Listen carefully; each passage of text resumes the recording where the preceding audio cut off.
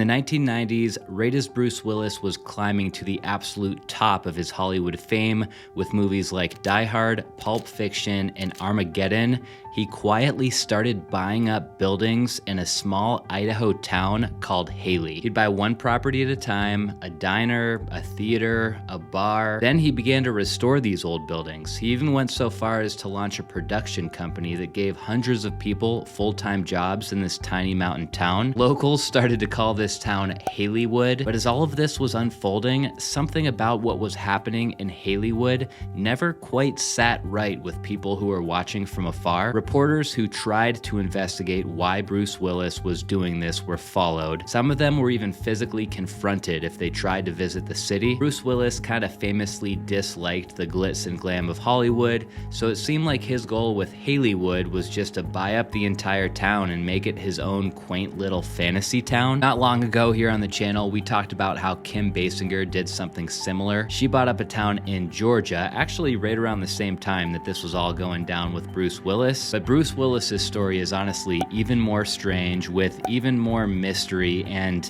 the story comes with even more twists. And to make this all even more confusing, one day, seemingly out of the blue, everything Bruce built in Hailey started to shut down. There was no warning, there was no press conference, no explanation.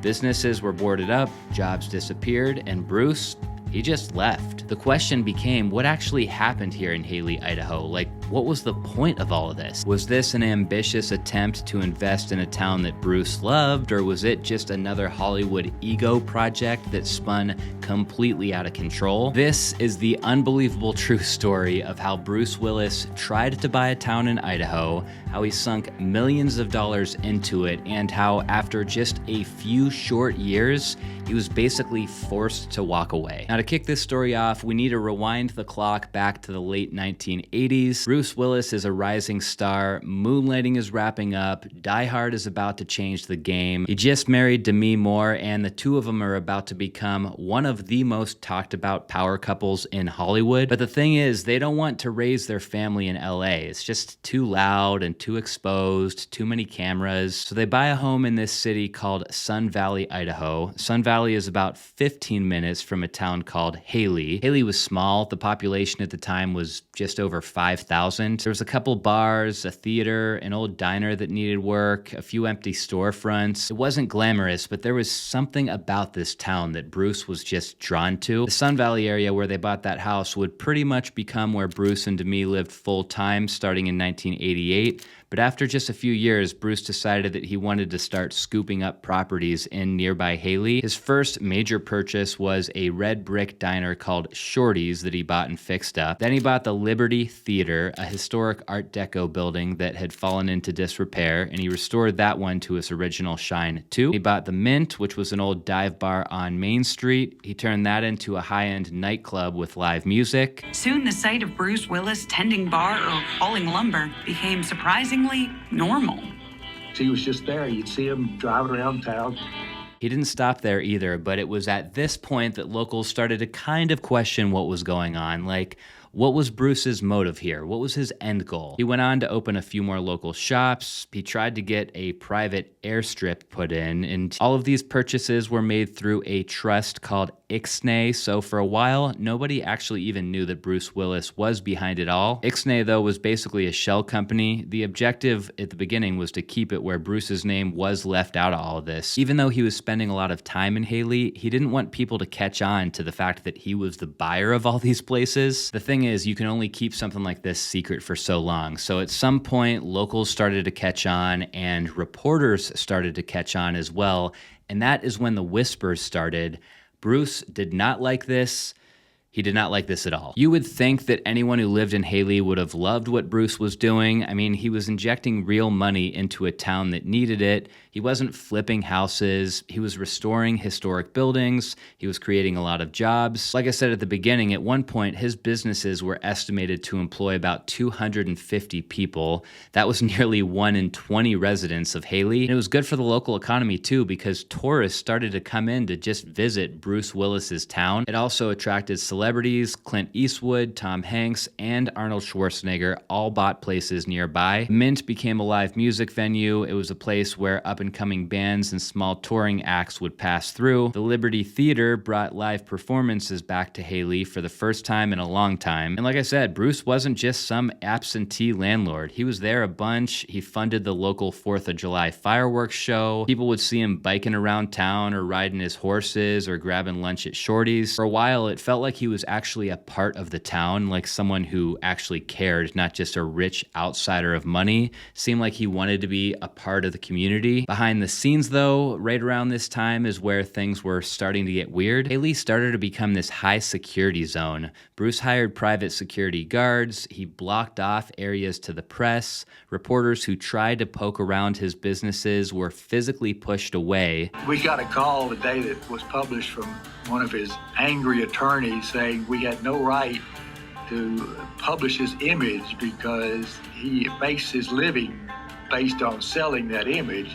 When somebody rides down the middle of Main Street on a horse in the 4th of July parade, we can take their picture if we damn well want to. From everything that I've heard and read, it seemed like this is one of those situations where you did not want to get on the wrong side of Bruce Willis. Like, yes, he was spending a ton of money and making a lot of positive changes to this town, but he really wanted to stay as under the radar as possible, and he was going to keep it that way. Outside of the drama of reporters being pushed out, there were also lawsuits that were being filed around this time by local contractors who worked on the buildings that Bruce was buying. There was a $54,000 suit from a company that said they were never paid for HVAC work. There was another $8,000 suit brought on by a plastering team for unpaid services at the Mint, which was resolved in their favor. Employees at these establishments were reportedly fired abruptly, including a bookkeeper, Tara Coram at Shorty's. She said that Bruce would come in clapping and say, "Close the place down, we're done." So yeah, all that stuff is allegedly happening behind the scenes, and this is also right around the time where the press found their way in. In 1999, a British reporter named Andrew Gumbel flew to Hailey to write a feature for The Independent. He heard the rumors that Bruce Willis had bought a town, and he heard that things were kind of going sideways with the project. But when Andrew Gumbel arrived in Hailey, he knew right away that this was not going to be a normal assignment. Men followed him around town. They filmed him. People stared. He visited the Mint and was immediately confronted. This is private property, someone said, even though he was standing outside on a public sidewalk. And Gumbel, by the way, was not alone in this challenging effort to document what was happening in Hailey. That same year, indie filmmaker Brian Fleming flew out there to shoot a segment for a show on IFC called Split Screen.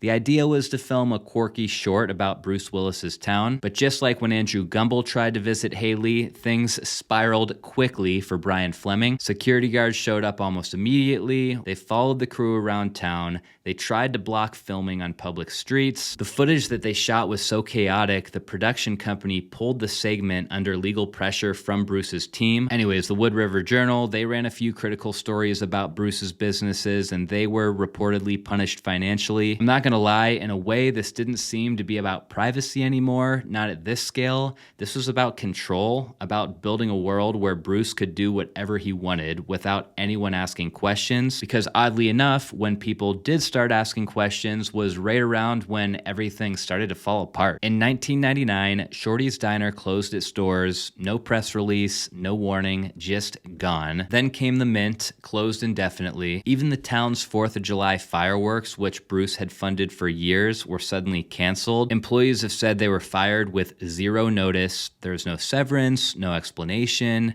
Downtown Hailey pretty much went from booming to boarded up. And Bruce, at the time, he's nowhere to be found. Some people blamed his divorce from Demi Moore. They split in 1998, right at the same time that Haileywood was unraveling. Others pointed to a string of box office flops. Whatever the reason, the impact was the same. Bruce Willis kind of ghosted the town that he helped rebuild.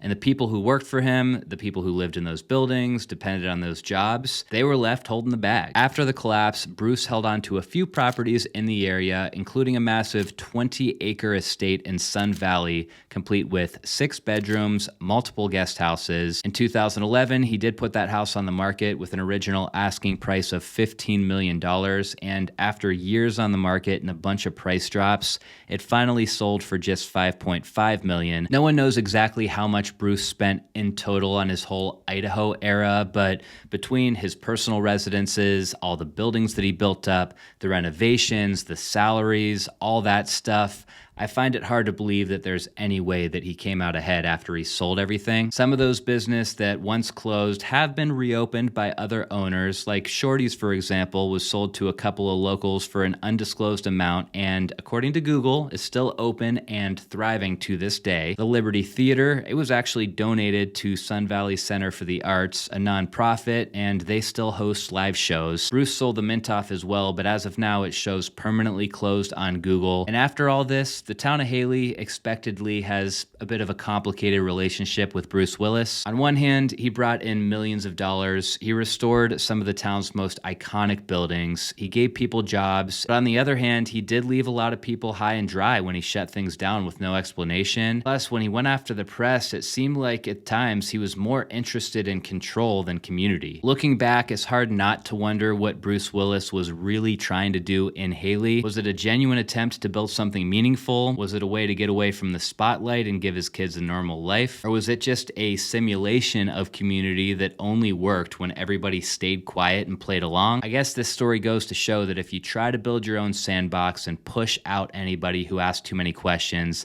eventually people are going to start pushing back. Today, as some of you guys probably know, Bruce Willis is retired from acting. He's got some health issues, and I genuinely wish him and his family peace. The town of Hailey, they've moved on from the ordeal too. They've got a new rhythm, and nowadays the population is actually about double what it was when Bruce was involved. Hope you guys enjoyed the story. Thanks for watching. I'll see you next week.